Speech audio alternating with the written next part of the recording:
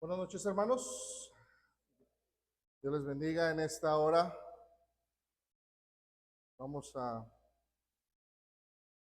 continuar con nuestro tema, fundamentos básicos de doctrina bíblica. Estamos viendo estos principios básicos para la vida.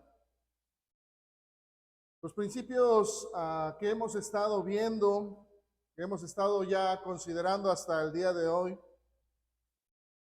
De una u otra manera nosotros podemos ver cómo han sido expuestos por un padre a un hijo.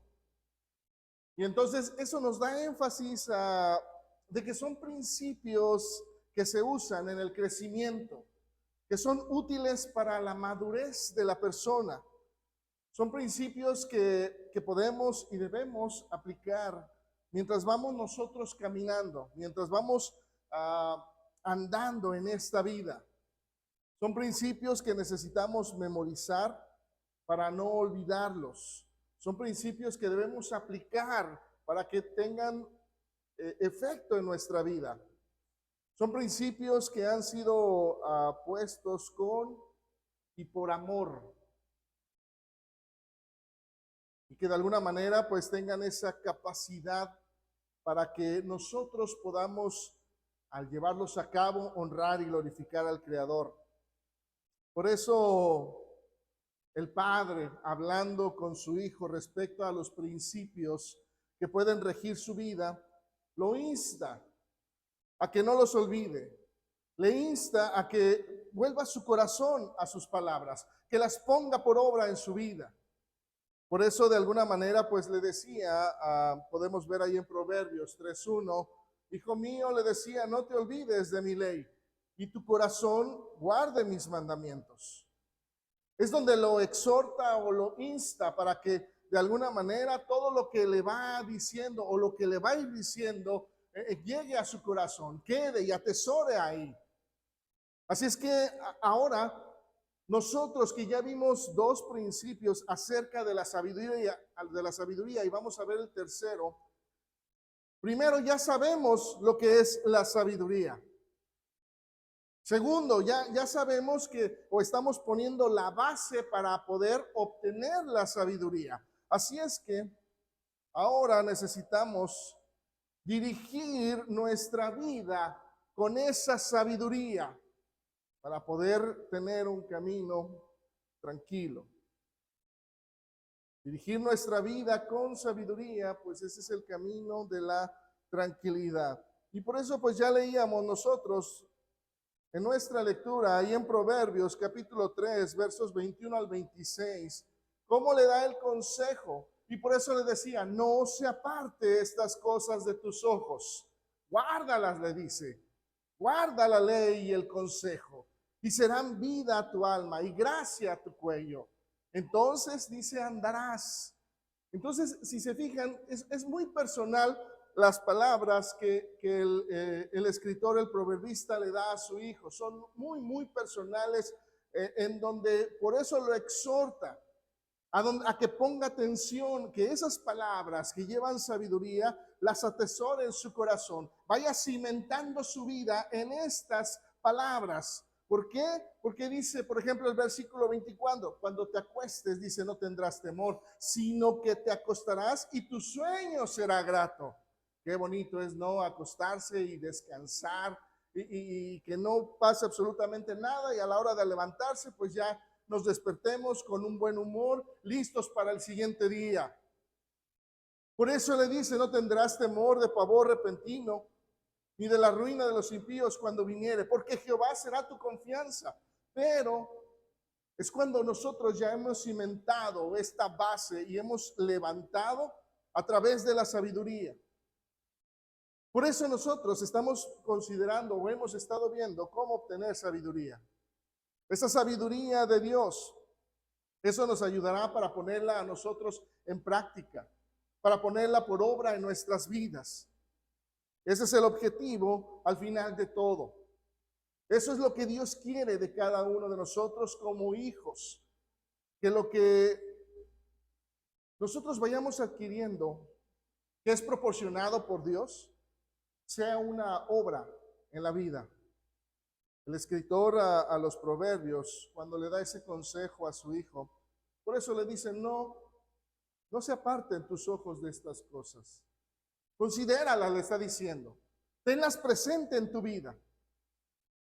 Puesto que de alguna manera entendemos o ya hemos estado considerando que sabiduría no es lo que a veces la gente piensa como inteligencia.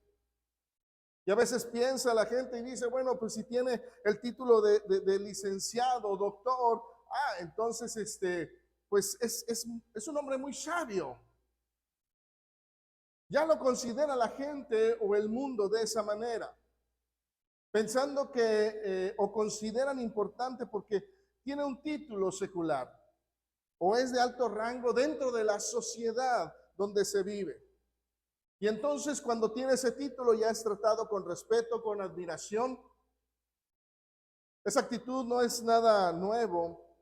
Esa misma actitud la podemos ver con nuestro Señor y sus discípulos. Fue algo que él pudo presenciar y sentir. Dice la Escritura, allí en el Evangelio de Juan, en el capítulo 1, versos 45 al 51, dice la Escritura, Felipe halló a Natanael y le dijo, hemos hallado a aquel de quien escribió Moisés en la ley, así como en los profetas, dice, a Jesús, el hijo de José, de Nazaret. Pero fíjese bien lo interesante cómo habla Natanael. Entonces expresa Natanael, le dijo, de Nazaret, ¿puede salir algo bueno?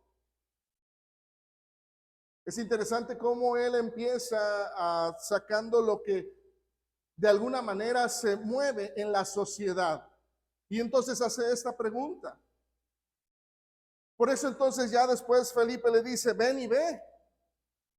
Cuando en el verso 47,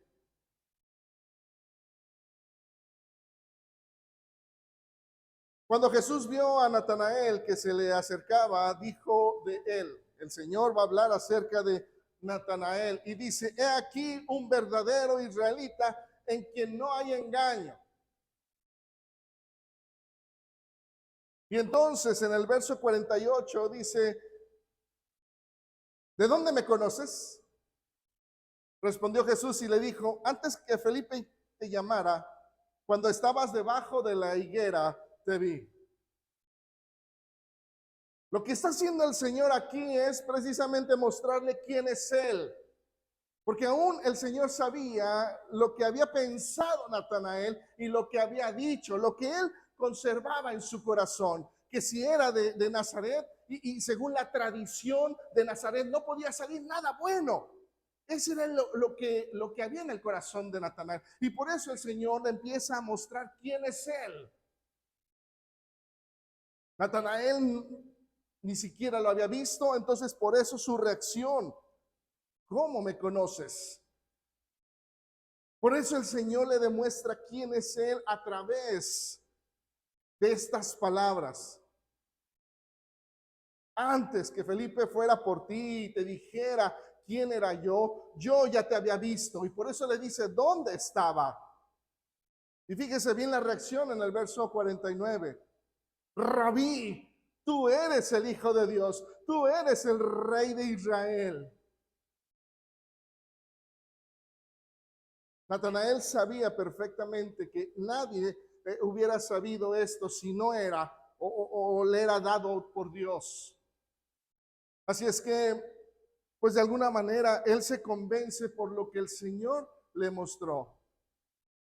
Le dice en el verso 50, porque te dije, te vi debajo de la higuera, ¿crees?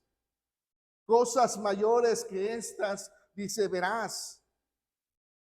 De cierto os digo, de aquí adelante veréis el cielo abierto y a los ángeles de Dios que suben y descienden sobre el Hijo del Hombre. Así es que aquí Natanael tenía ese prejuicio de que porque era de cierta región, De que porque era de aquel lugar no podría salir nada bueno. Alguien de renombre, alguien importante como para poder creerle en lo que estuviera diciendo. Los prejuicios no solo eran por ser de cierta región, sino que también tenemos un ejemplo de que las personas no querían aceptar a Jesús como el Mesías, porque ninguno de los personajes de alto rango o que la gente misma consideraba como importantes le había creído a él. Dice la Escritura, allá en Juan capítulo 7, versos 45 al 52, dice la Escritura, los alguaciles vinieron a los principales sacerdotes y a los fariseos, y estos le dijeron, ¿por qué no le habéis traído? Los alguaciles respondieron, jamás hombre alguno ha hablado como este hombre. Entonces los fariseos le respondieron, ¿también vosotros habéis sido engañados? ¿Acaso ha creído en él alguno de los gobernantes o de los fariseos? Mas esta gente que no sabe la ley, maldita es. Les dijo Nicodemo, el que vino a él de noche, el cual era uno de ellos. ¿Juzga acaso nuestra ley a un hombre si primero no lo oyere y sabe lo que ha hecho? Respondieron y le dijeron, ¿eres tú también Galileo? Escudriña y ve que de Galilea nunca se ha levantado profeta. En esta parte nosotros podemos ver cómo el prejuicio de los principales sacerdotes, de los fariseos, se basaba en una falsa credibilidad de que alguien importante o que ellos consideraran como de un alto nivel lo hubiera reconocido como un gobernador o un fariseo de renombre. Y aún no solo su prejuicio era porque alguien no lo hubiera creído o no le hubiera creído a él, sino que también tenían el prejuicio de que de Galilea, de la región de Galilea, no podría salir nada bueno. Así es que ser sabio no necesariamente es tener un título secular. El ser sabio no nos habla de inteligencia. Hemos estado considerando que ser sabio es poner en práctica lo que aprendemos para bien. Es aquella persona que puede mostrar un buen juicio, prudencia y madurez en cada acto, en cada decisión que se toma. Por eso mismo se nos exhorta a buscar la sabiduría de Dios para que podamos gozar. Y no me refiero a una alegría o una paz o a una tranquilidad como lo da el mundo, alguna sabiduría terrenal, efímera. Puesto que esto puede ser conseguido con muchas cosas terrenales. Pero el gozo que viene de parte de Dios es el que nos hace vivir en plena paz, en plena tranquilidad. ¿Por qué? Porque dependemos de Él. Por eso se nos exhorta a buscar la sabiduría que viene de nuestro Dios. Porque ciertamente nosotros podemos ver cómo de alguna manera trae a nuestra vida el hecho de que podamos nosotros tener esa inclinación hacia buscar la sabiduría. Primero, trae vida y buen testimonio. Dice ahí el escritor en el verso 22, y serán vida a tu alma, dice, y gracia a tu cuello. Y cuando hablamos de vida, entonces, pues, surge la pregunta tal vez lógica como seres humanos. ¿Qué estamos buscando en esta vida? ¿Qué es lo que realmente quieres para esta vida, para tu vida? Si le preguntamos a la gente, lo más seguro es que nos van a contestar, pues, vivir más tiempo, el mayor tiempo posible que yo pueda estar, prolongar lo más que pueda la existencia en este mundo. el tratar de vivir lo más que pueda de tal manera que este existir tenga sentido. Esa es su idea. Pero la pregunta es, ¿será suficiente? Ese es el todo del hombre, el que nos aferremos a esta vida terrenal. Si así fuera, entonces Dios sería injusto porque algunos padecemos, algunos tal vez tenemos carencias y muchos de nosotros somos hijos de Dios y nos está dejando padecer mucha necesidad. Porque la gran mayoría de las personas pretenden y creen que con la abundancia de riqueza material están viviendo la vida y entonces están bien. Pero cuando el escritor habla de vida, entonces la pregunta es, ¿a qué vida se está refiriendo? ¿Hacia dónde nos está tratando de llevar?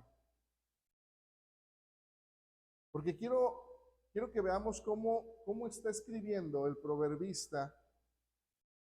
Cuando él dice, por ejemplo, ahí en Proverbios capítulo 8, verso 35, él decía, porque el que me halle, hablando la sabiduría o de forma personificada, y él decía, porque el que me halle hallará la vida y alcanzará el favor de Dios.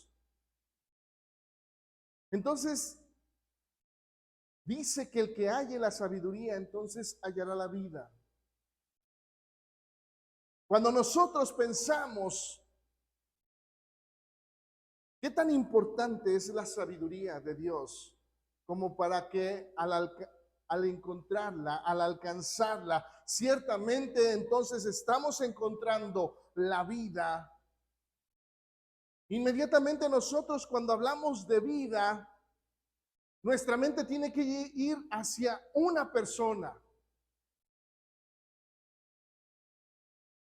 ¿Quién es la vida? ¿Quién es la vida? Como cristianos no podemos pensar en otra cosa más que Cristo. ¿Por qué? Pues porque Él lo dijo. Él mencionó y dijo ahí en Juan capítulo 14, verso 6, yo soy el camino y la verdad y la vida. Nadie viene al Padre sino por mí. Y si lo hemos encontrado, entonces encontramos la vida. Y algo que el Señor menciona es lo que dice ahí en Juan capítulo 6, verso 37. Él dice, todo el que el Padre me da, vendrá a mí. Y al que a mí viene, no le echo fuera. Entonces, ¿por qué buscar la vida terrenal cuando la vida está en nuestro Señor Jesús? Pero lamentablemente el ser humano no ha entendido que la vida no consiste solamente en esto que vemos. Esto tan solo es algo para que nosotros aprendamos a estar, vivir en nuestro Señor. La existencia aquí solamente es para prepararnos para lo que verdaderamente será nuestra vida. Por eso dijo Cristo, ahí en Mateo capítulo 16, verso 25, Él dijo, porque todo el que quiera salvar su vida, la perderá. Y todo el que pierda su vida por causa de mí, la hallará.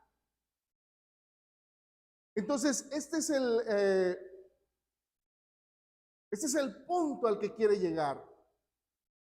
Si quieres salvar, cuidar, proteger o salvaguardar esta vida terrenal, nos olvidamos de nuestro Señor, porque vamos a tratar por todos los medios por estar bien aquí.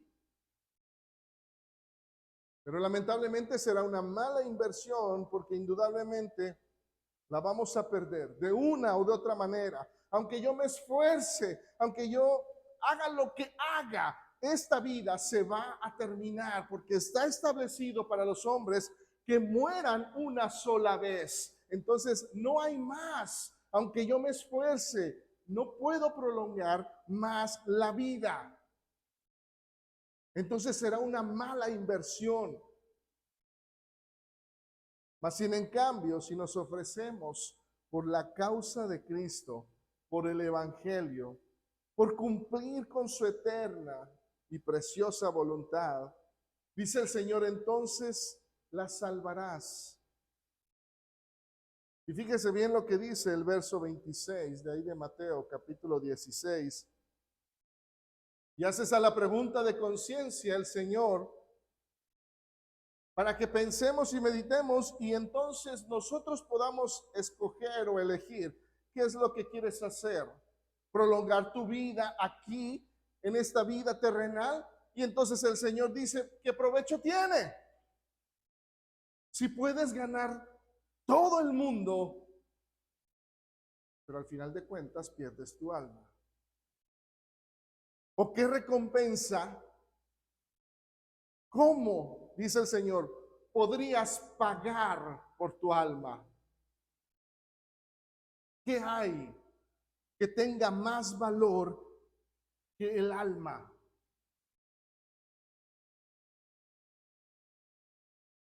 Así es que ahí es donde nosotros podamos entender que lo que podamos buscar en esta vida terrenal solo nos lleva a eso, a lo terrenal. Nuestra vida debe ser buscar la vida, pero espiritual, aquella que le pertenece a nuestro Dios. Por eso el apóstol Pablo, cuando le escribe a la iglesia ahí en Colosas, el apóstol Pablo le decía a la iglesia en Colosenses capítulo 3, verso 3, porque habéis muerto, dice, y vuestra vida está escondida, está guardada, está reservada con Cristo en Dios.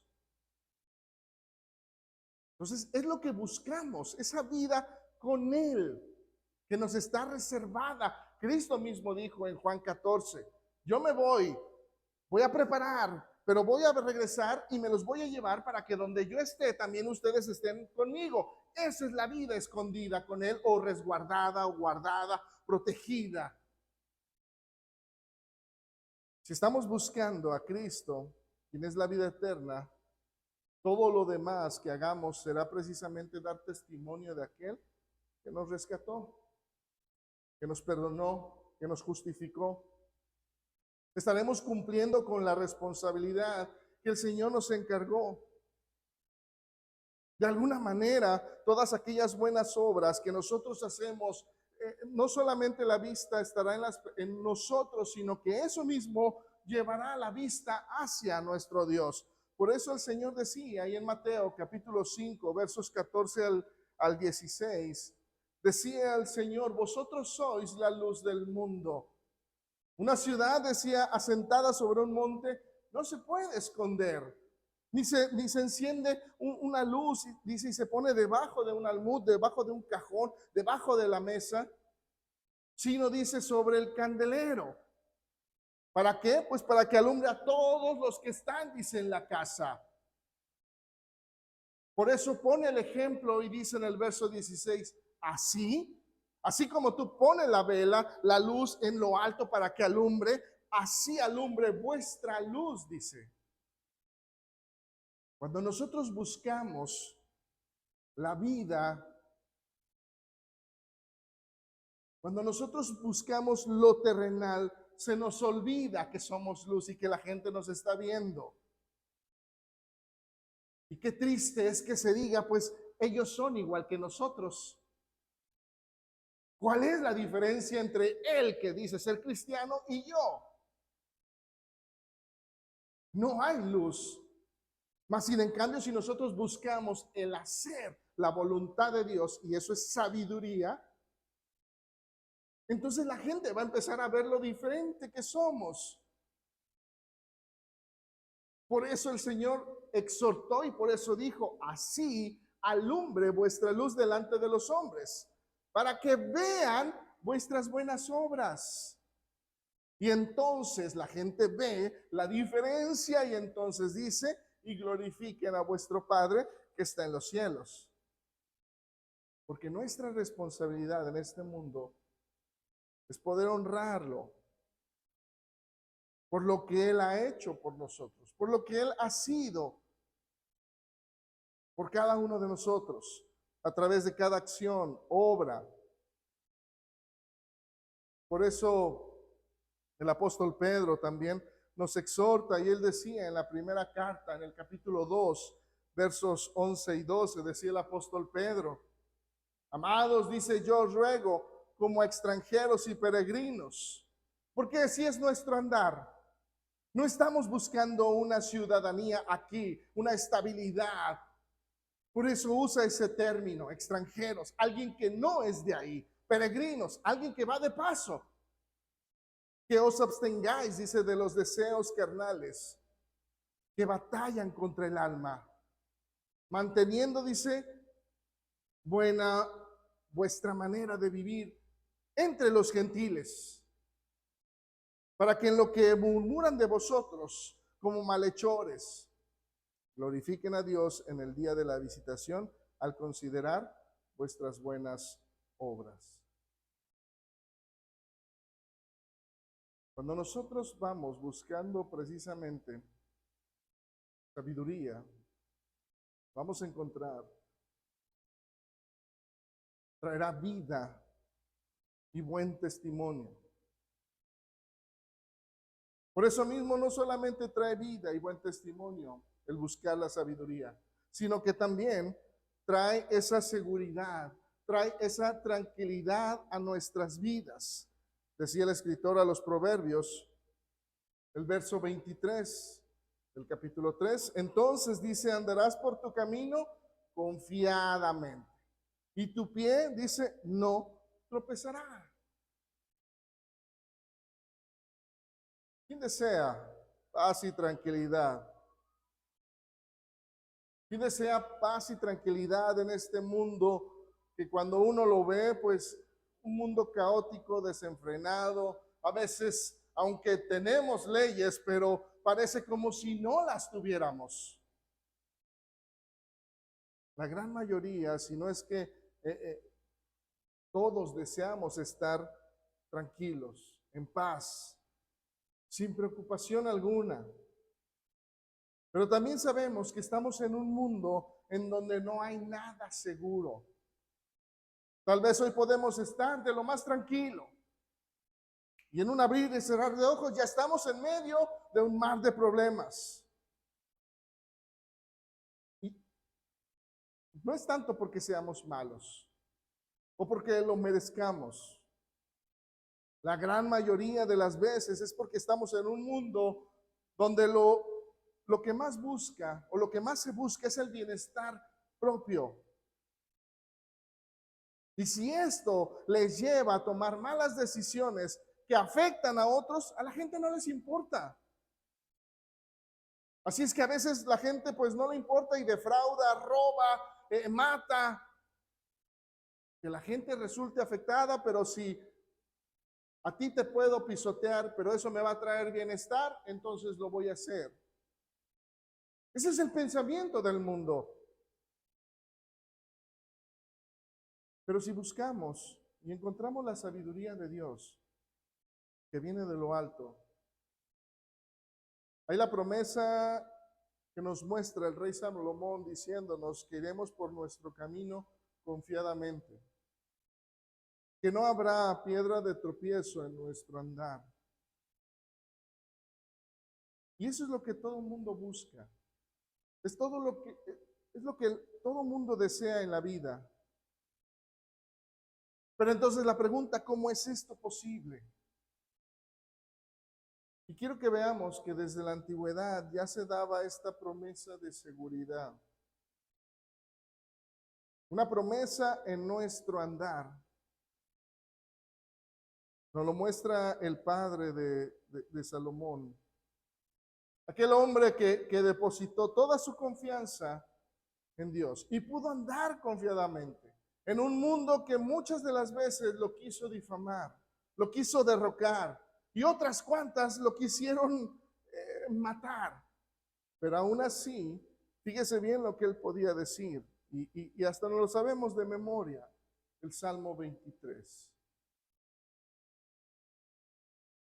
Y por eso el salmista podía decir, Jehová es mi pastor y nada me faltará. Así de confiado. Nada más para que usted vea cómo generaliza en un solo verso. Él dice todo lo que hay en su corazón. Él es mi pastor, Él es el que me guía, Él es el que me lleva, Él es el que me sustenta, Él es el que me aparta, Él es el que me dice a dónde. Él es mi pastor. Y si Él es el que me dirige, Él es el que me da, nada me va a faltar. Así de confiado estaba el rey David de su Señor. Y sí, nos lo desglosa un poquito porque pues él tenía esa seguridad como pastor de hablar en lugares de delicados pastos me hará descansar, para que nos imaginemos de alguna manera lo que él está tratando de decir cuando él está afirmando Jehová es mi pastor y nada me faltará. Junto a aguas de reposo me pastoreará. Confortará mi alma, me guiará por sendas de justicia por amor de su nombre. Aunque ande en valle de sombra de muerte, no temeré mal alguno, porque tú estarás conmigo. Tu vara y tu callado me infundirán aliento. Adereza mesas delante de mí en presencia de mis angustiadores. Unges mi cabeza, dice, con aceite, mi copa está rebosando. Ciertamente el bien y la misericordia me seguirán todos los días de mi vida, y en la casa de Jehová moraré por largos días. Esa es la confianza del salmista. Y no eran palabras. Su vida lo mostró. Todas estas palabras fueron veraces en su vida. Aun cuando pasó por tantos problemas y dificultades, ciertamente fue el hombre conforme al corazón de Dios. Así es que nuestra confianza y fidelidad en Dios nunca debe de depender de nuestra situación en este mundo. Porque aún este hombre, el rey David, nos mostró que aun cuando pudiera haber caos en su vida, su confianza estaba puesta en Dios. Y con todo ello, Dios le respondió a esa fidelidad, dando tranquilidad y paz al alma de su siervo. Claro, hubo guerras, problemas, su hijo se rebeló, lo quisieron derrocar, pero su alma estaba en paz. Si hablamos de tranquilidad física, pues sí, tendríamos que enfocarnos en el rey Salomón, porque en su reinado ni una guerra hubo. Antes la gente quería venir a escucharlo. Pero cada vez que nosotros vamos a Dios en oración, cada vez que nos acercamos a Él para solicitar de su ayuda, de su protección, Él está ahí para brindarnos su apoyo en los momentos más difíciles. Es lo que hizo nuestro Señor cuando estuvo aquí en el mundo. Cada vez que Él iba a hacer algo extraordinario, siempre fue al Padre en oración. Lo vemos, por ejemplo, muy temprano yendo en oración al Padre. Dice ahí en Marcos capítulo 1, verso 35. Levantándose, dice, muy de mañana, otras versiones dice de madrugada. Para muchos el sueño es sagrado. Y levantarnos temprano pues nos es difícil. Pero el Señor no. El Señor apartaba ese tiempo. Y dice la Escritura, levantándose muy de mañana, siendo aún, dice, muy oscuro. Es interesante porque nos muestran pequeños detalles para que entendamos la importancia que Él tenía de ir al Padre muy de mañana, o siendo muy oscuro todavía, o sea que no salía el sol. Dice, salió y se fue a un lugar desierto y allí oraba. O también, muy tarde, dice la Escritura ahí en Lucas capítulo 6, verso 12.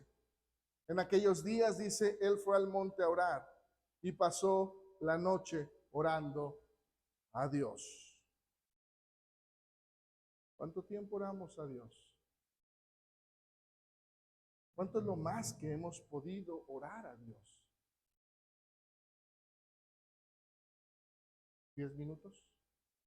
¿15 minutos? Pero fíjese, el mismo Señor nos deja ver que siempre Él fue escuchado.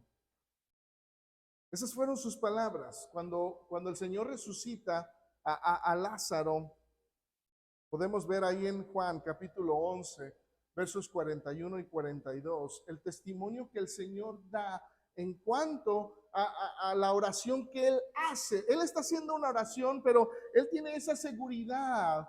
¿Por qué? Pues porque esa relación que tenían antes, muy de mañana iba a orar, terminando iba a orar. Cuando terminamos un trabajo, ¿qué es lo que hacemos? Descansar. No me molesten, ya vine de trabajar, es mi tiempo de descansar. ¿No? Y a veces nuestras esposas, necesito esto. Vengo de trabajar, no me molestes.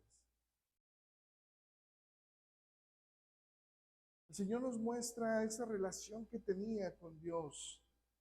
Muy de mañana, ya muy tarde, pero Él tiene ese testimonio. Entonces, dice la Escritura, quitaron la piedra donde había sido puesto el muerto, y Jesús, alzando los ojos a lo alto, dijo: Padre, gracias. Gracias te doy por haberme oído. Apenas están quitando la piedra, ¿sí? Todavía no aparece, todavía no se manifiesta. El Señor ya está diciendo gracias. Todavía Lázaro no está fuera, todavía el Señor no dice sal fuera, todavía no se manifiesta y el Señor sabe. El verso 42, yo sabía que siempre me oyes, pero lo dije por causa de la multitud que está alrededor, para que crean que tú me has enviado.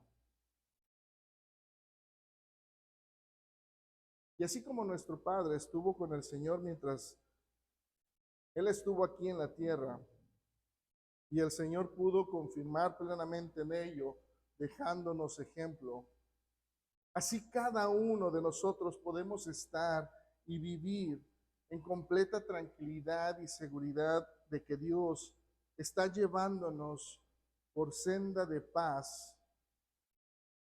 Y todo esto puede ser posible porque el Señor va con nosotros. Él mismo lo prometió. Él dijo antes de irse, enséñenles, dice ahí en Mateo capítulo 28, verso 20. Él prometió estar con nosotros. Y Él dice, enséñenles que guarden todas las cosas que os he enseñado. Y he aquí, yo estoy con vosotros todos los días hasta el fin del mundo. Amén. Por eso mismo, las palabras del escritor nos muestran que la tranquilidad y seguridad no vienen por lo que nosotros con nuestras propias fuerzas podamos hacer, sino que ciertamente nada de lo que tenemos es nuestro, ni siquiera la propia vida. Por eso mismo, lo más sabio que podemos nosotros hacer es depositarnos en las manos del Padre para que Él sea quien nos vaya guiando por sendas de paz. Y que en nuestro diario caminar en este mundo caótico podamos ver esa paz, esa tranquilidad que solamente Él puede dar. Pero eso se debe, o eso lo podemos obtener cuando buscamos la sabiduría de Dios. Así es que buscar la sabiduría de Dios trae vida, buen testimonio, tranquilidad, seguridad, y también, decía el escritor, trae descanso pleno. Decía en el verso 24, Proverbios capítulo 3, él decía, cuando te acuestes, no tendrás temor, sino que te acostarás, dice, y tu sueño será grato.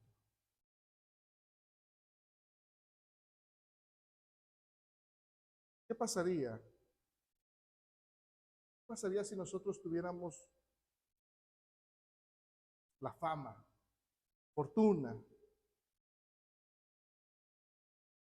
de aquellas personalidades del espectáculo o del cine o de la política que viven lejos de Dios? ¿cómo vivirían? ¿Creen que tendrían la misma tranquilidad y paz que tienen ahorita? ¿Tendrían la misma tranquilidad y paz rodeados de lujos, excesos y teniendo todo lo que desea hacer el ser humano a su disposición?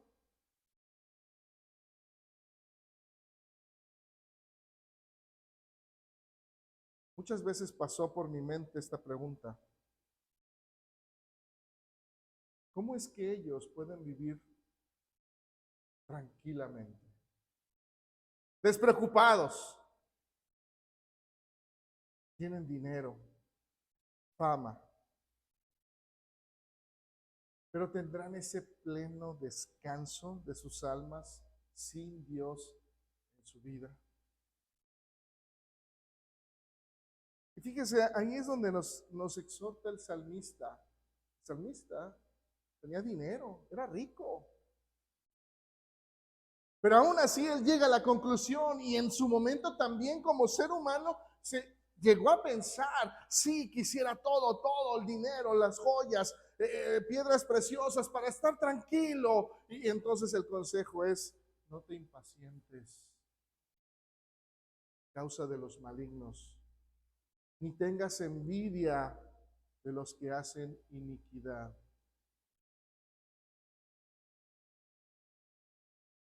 El Señor puso un pequeño ejemplo,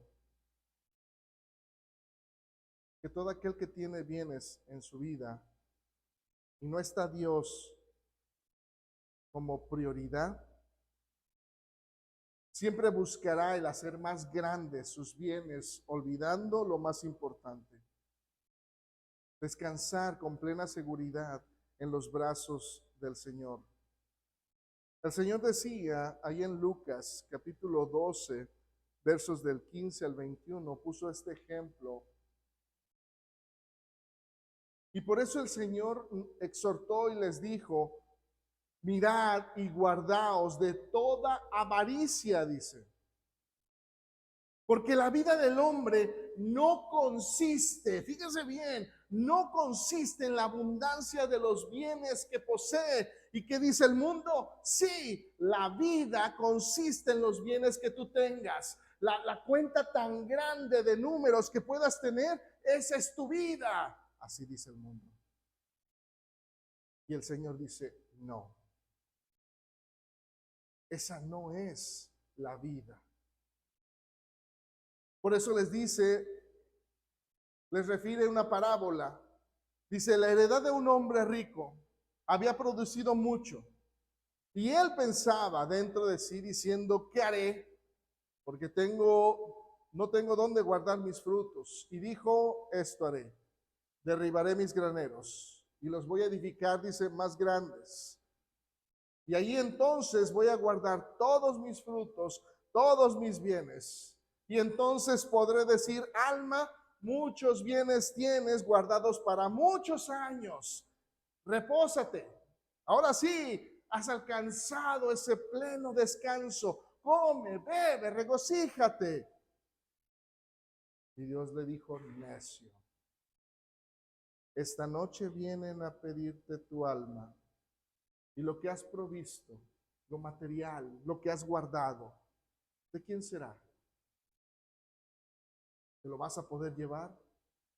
No. Por eso dice, así es el que hace para sí tesoros y no es rico para con Dios.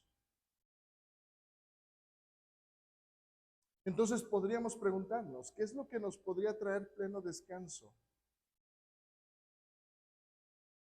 Ciertamente el invitar a nuestro Señor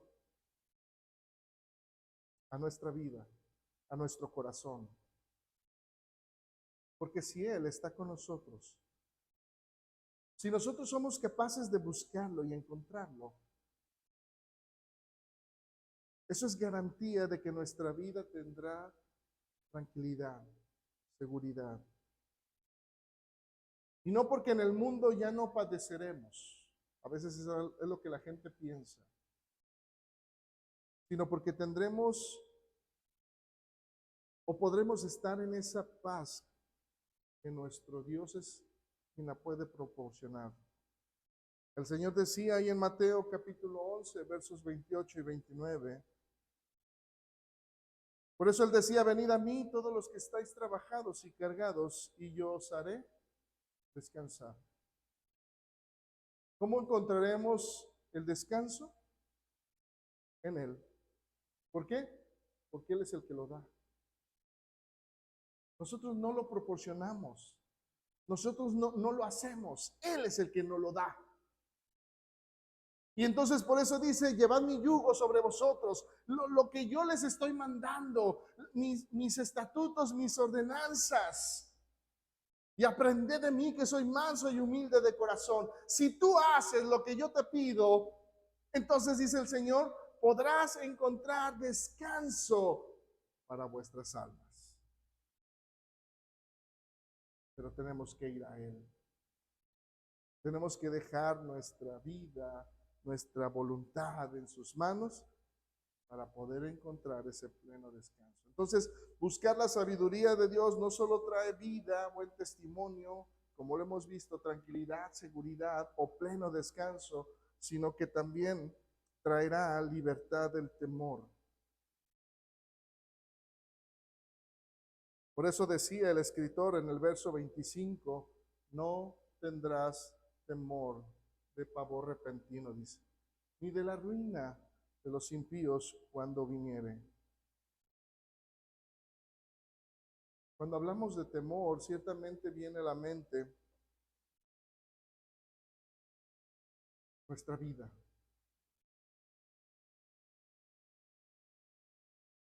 El temor viene a nuestras vidas cuando consideramos o podemos apreciar que algo más grande que nosotros, algo que nosotros mismos no podemos controlar, se nos está escapando de las manos y viene hacia nosotros. Un problema, una circunstancia, y es donde entonces empieza a dudar el ser humano. ¿Cómo le hago? ¿Hacia dónde me voy? ¿Cómo me escondo de esto? ¿Cómo lo resuelvo? El temor es la reacción que tenemos como seres humanos ante lo más grande, algo que sea más fuerte que nosotros. ¿Por qué oramos a Dios por la vida, por la salud, por el bienestar, por nuestros hijos? Porque sí, podemos a veces proporcionar algo, pero no todo. Hay cosas que a veces escapan de nuestra capacidad. Y Señor, cuida a mis hijos, van aquí, van allá. Señor, cuida a mi esposa, va aquí, va allá. Señor, cuídame a mí, yo voy al trabajo, etcétera, etcétera. El temor es la reacción del ser humano cuando encontramos algo más grande que nosotros. A veces ese mismo instinto nos hace defendernos, nos hace huir, escapar. Y a veces en el mundo no nos deja pensar. A veces no nos deja actuar como deberíamos. Y todos, aún los escritores, aún los personajes en la escritura han sentido miedo. Me gusta pensar, por ejemplo, en Josué. Cuando ya no había nadie que pudiera dirigir al pueblo de Israel hacia la victoria, humanamente, o Moisés tal vez volvió a ver hacia un lado y hacia otro, entonces Dios lo llama para que él sea el nuevo dirigente. Pero frente a él estaba todo un pueblo, una nación que no era obediente. Una nación que a veces a la primera de cambios dudaba de su Dios. Un pueblo terco, rebelde, obstinado, que saliendo de Egipto y encontró el primer problema y ya quería regresarse. Josué conocía muy bien a su pueblo. Y cuando se le dice, tú vas a hacer, no fue algo sencillo. Por eso Dios tuvo que hablarle. Vemos ahí en Josué capítulo 1, versos 6 al 9, cómo el Señor le habla a Josué. El Señor le dice, esfuérzate y sé valiente, porque tú repartirás a este pueblo por heredad la tierra de la cual juré a tus padres que la daría a ellos. Fíjese bien, le dice, esfuérzate y sé valiente. Y luego le dice en el verso 7 otra vez, solamente esfuérzate y sé muy valiente para cuidar de hacer conforme a toda la ley que mi siervo Moisés, dice, te mandó. No te apartes, le dice, no te apartes de ella, ni a diestra ni a siniestra, para que seas prosperado en todo lo que hagas, todo lo que emprendas. Nunca se apartará de tu boca, dice este libro de la ley, sino que de día y de noche meditarás en él, para que guardes y hagas conforme a todo lo que en ella, dice, está escrito, y todo te saldrá bien. Van dos veces que le dice, y la tercera en el verso 9. Mira que te mando que te esfuerces y seas valiente. No temas ni desmayes, porque Jehová tu Dios estará contigo a donde quiera que vayas. ¿Por qué tres veces? Sí, había temor en Josué, pero aún así, él se esforzó y toda su vida. Al final podemos nosotros leer y decir que le decía a su pueblo, ustedes escojan a quién servir. Y a los dioses de los amorreos, a los que sirven. Josué dijo, pero yo y mi casa serviremos a Jehová. A veces, sí, como seres humanos, es difícil.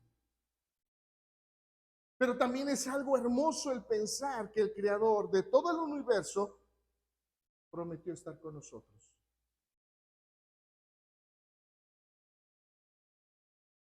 A veces lo olvidamos.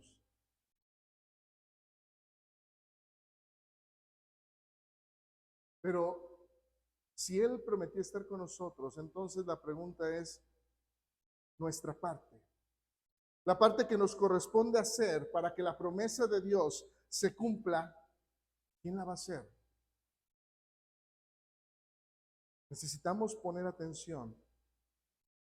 Y que cuando caigamos en dificultades, en problemas, inmediatamente vayamos a Dios. Que nosotros podamos entender que Él prometió estar con nosotros, pero a veces se nos olvida cumplir nuestra parte con Dios.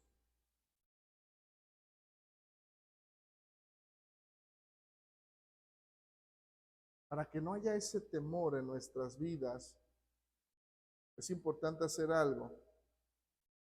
Decía el apóstol Juan, la primera carta del apóstol Juan, capítulo 4, versos 16 al 18. El apóstol Juan decía, y nosotros hemos conocido y creído el amor que Dios tiene para con nosotros. Dios es amor, y el que permanece en amor permanece en Dios, y Dios en él. Esto es el compromiso que Él hizo, pero también nosotros necesitamos permanecer. En esto se ha perfeccionado el amor en nosotros, para que tengamos, fíjese bien, confianza en el día del juicio, pues como Él es, así no somos nosotros en este mundo. En el amor no hay temor, sino que el perfecto amor echa fuera el temor, porque el temor lleva en sí castigo, de donde el que teme no ha sido perfeccionado.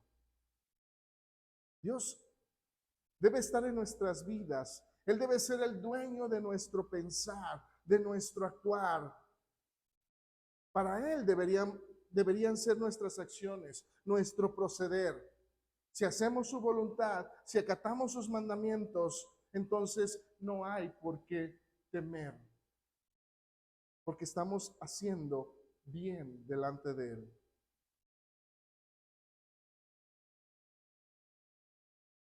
Decía el apóstol Pedro, él nos da una recomendación para que no haya temor en tu vida. Y decía el apóstol Pedro, solo acepta a Cristo como tu Señor y Salvador. Baja las aguas del bautismo para que seas perdonado, y el amor del Padre estará en ti. Por eso él dijo ahí en 1 de Pedro, capítulo 3, verso 21. Dice, el bautismo que corresponde a esto, dice, ahora nos salva. Él decía, no quitando las inmundicias de la carne. Sí. Todo lo que hayas hecho y si tu mala acción te llevó a tener consecuencias en tu carne, el bautizarte no te las quita. No te quita las enfermedades. Si tu vida fue tomar y tomar y tomar y tomar, no te va a quitar una cirrosis hepática. Pero sí dice, sí vas a tener esto, como la aspiración de una buena conciencia hacia Dios, por la resurrección de Jesucristo. Podemos estar en paz y no hay temor. ¿Por qué? Porque Él dice, va a haber como una aspiración, como que el Señor te quitó ese peso de encima que traía el pecado a tu vida. Así es que al contemplar la sabiduría de Dios en nuestras vidas, trae vida, buen testimonio, tranquilidad y seguridad, pleno descanso, libertad de ese temor y sobre todo podremos gozar de la compañía del Señor. Dice en el verso 26, porque Jehová será tu confianza y Él preservará tu vida de quedar preso. ¿Qué más podríamos pedir, desear? ¿Qué más podría haber en nuestro corazón que nos llegara a faltar si nuestro todo está y mora con nosotros? Cuando podamos nosotros encontrar y hacer nuestra la sabiduría de Dios, que es Cristo el Señor, no nos falta nada. Ya lo tendríamos todo. Esa fue la promesa. Eso lo dijo desde mucho antes de que Él hubiera nacido. 700 años antes, el profeta Isaías dijo, porque un niño nos es nacido, hijo nos es dado, y el principado dice sobre su hombro, y será llamado su nombre admirable, consejero, Dios fuerte, Padre eterno, príncipe de paz. Y ciertamente traería esa paz porque estaría y moraría con nosotros. Por eso su nombre, Emmanuel. He aquí una virgen concebirá y dará a luz un hijo y llamará su nombre Emmanuel, que traducido es Dios con nosotros. Mateo 1:23. Así es que no hay mejor tesoro que nosotros podamos encontrar que el poder obtener la sabiduría de Dios en nuestras vidas. El poder tener con nosotros a nuestro Señor. Por eso así decía el escritor en el verso 13 de Proverbios capítulo 3.